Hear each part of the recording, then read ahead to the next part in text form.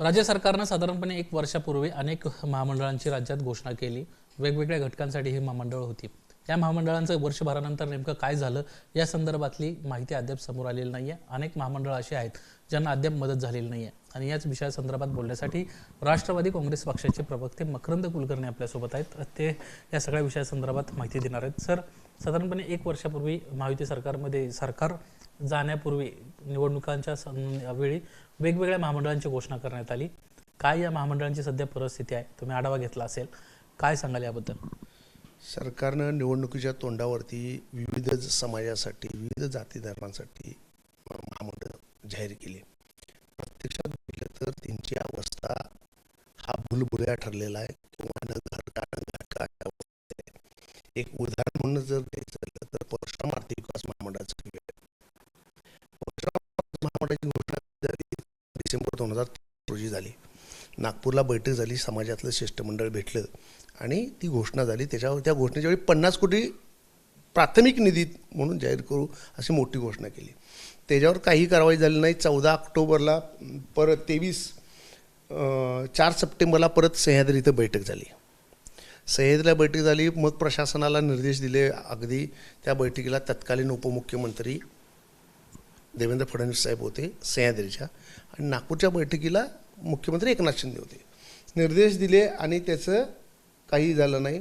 14 October 2023 9ला मंत्रिमंडळात त्याचा निर्णय झाला, स्थापन करण्याचा निर्णय झाला साहेब. आणि 14 ऑक्टोबरला स्थापन व्हायच्या आधीच अध्यक्ष डिक्लेअर झाला. 14 ऑक्टोबर 2024ला डिक्लेअर झाला निवडणुकीच्या तोंडावर. का तर निवडणुका आल्यात आणि मग सरकार ह्या समाजाला खुश केलं पाहिजे म्हणून डिक्लेअर केला.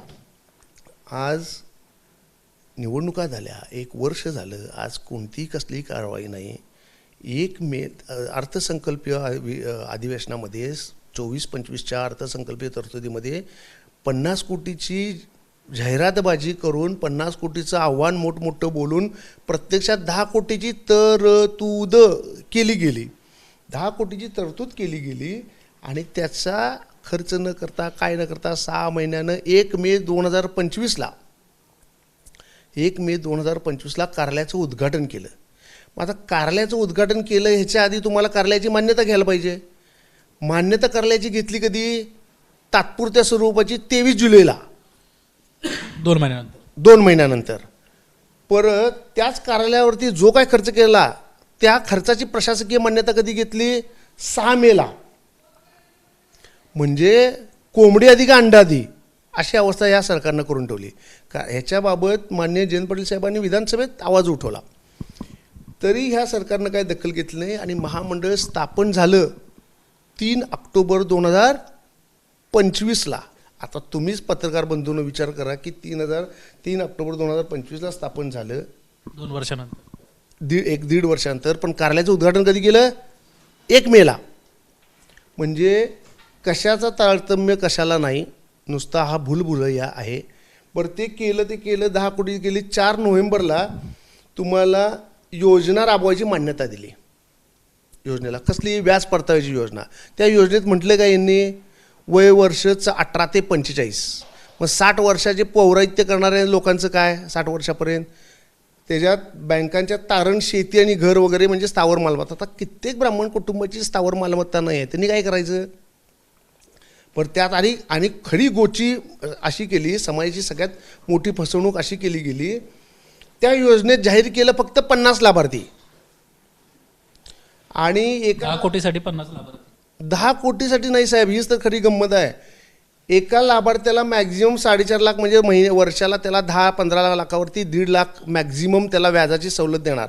म्हणजे 50 लाभार्थ्यांचे झाले पैसे किती? 15/75 लाख रुपये झाले. अगदी इकडे तिकडे काय केलं तर 1 कोटीपर्यंत, साधारणपणे 75 लाख ते 1 कोटीपर्यंत हा निधी खर्च करणार. तरतूद आहे 1 कोटीची, 10 कोटीची तरतूद आणि 1 कोटी पण तुम्ही खर्च करणार नाही. आणि इकडं कार्यालय स्थापनेसाठी 19,15,000 समथिंग काहीतरी अमाऊंट तुम्ही खर्च केली आहे. कुठून आणला हा डेटा? हा सरकारकडनं जाहीर आहे. हा डेटा सरकारकडनंच्या वेबसाईटवर सगळ्या याच्या गोष्टी उपलब्ध आहेत. ह्या तुम्हाला मी याचे पेपर दाखवू शकतो. हा आता 4 नोव्हेंबरला योजना ज्या मान्यता दिल्याचा हा GR आहे. खातं उघडा म्हणून हा 15 ऑक्टोबरचा महामंडळाचं खातं उघडलं 15 ऑक्टोबरला आणि खर्च कधी केला निधी 6 मेच्या आधीच 6 मेला मान्यता दिली. महामंडळाचं 3 ऑक्टोबरला स्थापन झालेल्याचा हा GR आहे. सगळ्यात महत्त्वाची दुसरी गोष्ट, ह्या कार्यालयाकडं अधिकारी आणि कर्मचारी वर्ग नाही आहे महामंडळाकडं. मुळात कार्यालय आहे का 19 लाख रुपये कुठं खर्च केले? त्या मुद्द्याकडे येतो मी. हे उसनवारी तत्वावरती कर्मचारी घेतले जात आहेत. म्हणजे ह्या महामंडळासाठी आकृतीबंध मंजूर नाही, त्याच्यासाठी अधिकारी कर्मचारी नाहीत. परत 19 ऑगस्टला त्यांनी आर्टिकल मेमोरंडम शासनानं मान्यता दिली महामंडळाच्या आर्टिकल करून. आणि हे ROC मधचं तुम्ही गेला तरी तुम्हाला हे 2 सप्टेंबरला त्यांनी ROCला नोंदणी केली. ही 23 जुलैला 658 चौरस फूट तात्पुरत्या स्वरूपात उपलब्ध करून दिली. 658 चौरस फुटाच्या जागेवरती 19 लाख तात्पुरत्या स्वरूपात जागा दिली आणि त्या जागेला हा 6 मे रोजी तुम्हाला 19,15,180 रुपयाचा खर्च करण्यात आला. भ्रष्टाचार झाला असं आमचं अजिबात म्हणणं नाही, अजिबात म्हणणं नाही. हा जो काय खर्च झाला तो झाला. ही तुमची अर्थसंकल्पातली तरतूद 10 कोटी होती. मग हे शासनाची ही अनियमितता आहे. शासन अनियमित करत आहे. ह्याला असं म्हटलं पाहिजे की महामंडळाचे अध्यक्ष आता कोण आहेत? तुम्ही या सगळ्या विषयासंदर्भात त्यांना प्रश्न विचारला का? त्यांच्याशी पत्र व्यवहार केला का?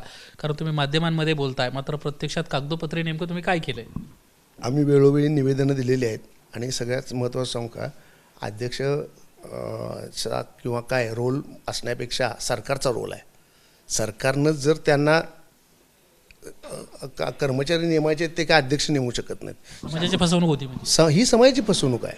आकृतीबंध शासनानं तयार केला पाहिजे. हो, शासनानं त्याला HPC समितीमध्ये त्याला मान्यता दिली पाहिजे. शासनानं HPC समिती मंजूर केली तर ती कर्मचारी त्याच्यात नेमणार. ते सुद्धा शासन नेमते, शासनाचे कर्मचारी असतात. अध्यक्षांनी फक्त त्याचा पाठपुरावा केला पाहिजे किंवा काय अध्यक्ष कोण आहे याच्यापेक्षा शासन काय आहे. शासनानं डिक्लेअर केलं होतं. महायुती सरकार किंवा देवेंद्र फडणवीस सरकारनं आमच्या ब्राह्मण समाजाची मोठी फसवणूक केलेली आहे किंवा आणि हा भूलभुलैया परशुराम आर्थिक महामंडळ हे भूलभुलैया निर्माण केलेलं आहे. प्रत्यक्षात दिले 80 लाख 1 कोटी तरतूद केली, 10 कोटीची जाहीर केले, 50 कोटी आणि हाती 50 कोटी जाहीर केले ना 14 डिसेंबरला त्यांनी. तुम्ही ह्याच्या पेपरमध्ये सर्च करा. 50 कोटी जाहीर केले, 1 कोटी निधी दिला आणि 25 लाभार्थी मिळाले. 50 लाभार्थी ते सुद्धा दिलेले नाहीत. ती फक्त योजना 4 नोव्हेंबरला त्यांनी मान्यता दिलेली आहे. त्याच्या लाभार्थी कधी मिळणार, काय होणार हा पुढचाच प्रश्न आहे. अशीच सगळी परिस्थिती सर्व महामंडळांची आहे. व्याज परताव्याच्या बद्दल काय म्हणणं आहे? व्याज परताव्यात त्या व्याज परताव्याच्या योजनेमध्ये पूर्वी त्यांचं काय आहे? सगळ्यात आमच्या समाजामध्ये जर ब्राह्मण समाजामध्ये जर आर्थिक रेषेच्या खाली असेल तर तो पौराहित्य करणारे लोक आहेत. त्यांना उद्योगाचा दर्जा दिला पाहिजे तर त्यांच्या आज बॅलन्स शीट वगैरे तयार होतील. त्यांना बॅलन्स शीट करताच येत नाही. त्यांचं उत्पन्न तुम्ही दक्षिणा कोणी देतं तर तुम्ही ते रोख स्वरूपात देतात. 151 रुपये काय जे मिळतात तो त्याच्यासाठी विशेष सवलत दिली पाहिजे. घरदार तारण द्यायला लोकांच्याकडे नाही आहे तर जो उत्पन्न असणारा कुटुंबातील व्यक्ती आहे हवं तर त्याला सहकर्जदार करून घेतलं पाहिजे आणि तारण दिलं पाहिजे. अशा सगळ्या गोष्टी आहेत. हे शासन ब्राह्मण समाजाला फसवतंय आणि आज नवीन चॉकलेट या समाजाला आमच्या दिलेला आहे. महामंडळावरती 7 सदस्य नेमणूक करायचे आहेत. आता मला सांगा 1 कोटी जवळपास आमचा समाज आहे. अधिकारी नेमले काहीतरी अधिकारी नाही नेमले. तेच आहे की जी महामंडळ स्थापन करताना एक बॉडी करावी लागती. ते प्रत्येक विभागाचे सचिव त्याच्यामध्ये असतात. ते त्याचे जे सचिव आहेत उदाहरणार्थ आता याच्यात हा निर्णय आहे.